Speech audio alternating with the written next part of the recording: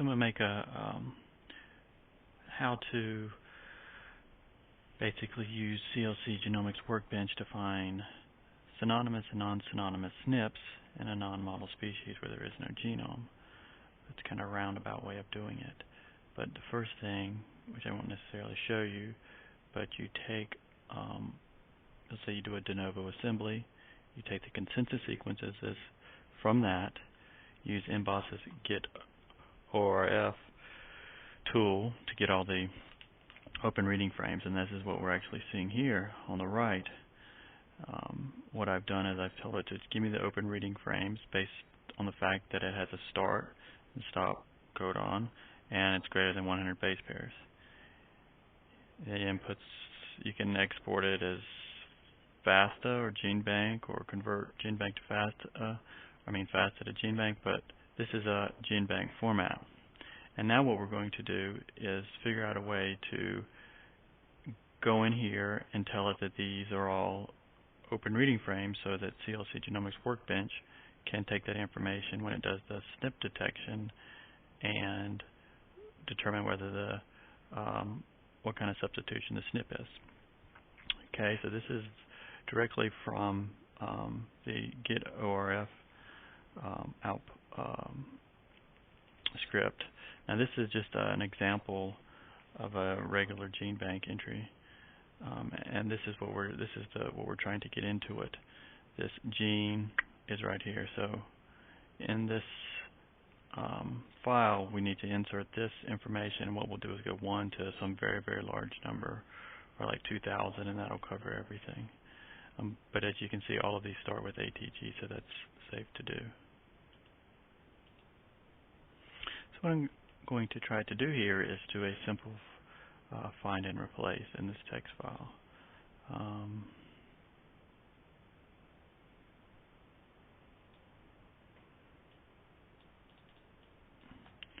So let's find origin, because it's going to go everywhere. What we want to do is insert this CDS into here and replace that origin with CDS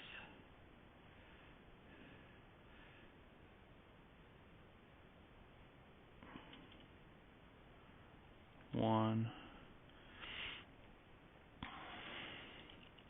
a very large number. Okay,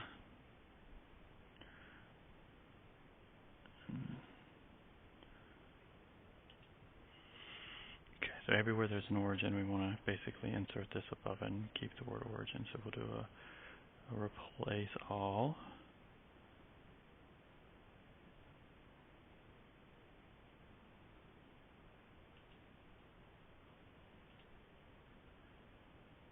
That's how many entries there were, and it looked like it worked.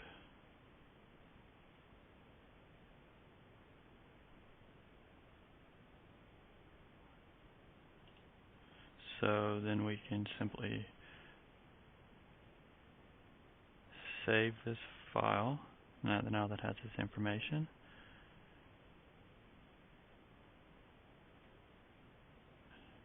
And import it back into CLC Workbench.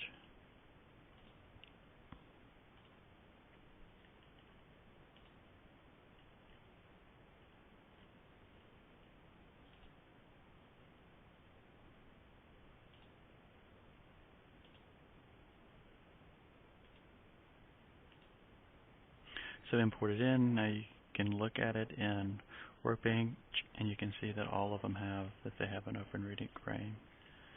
So now do a new reference assembly and SNP detection, and the output will be able to tell us whether this SNP changes amino acid or not.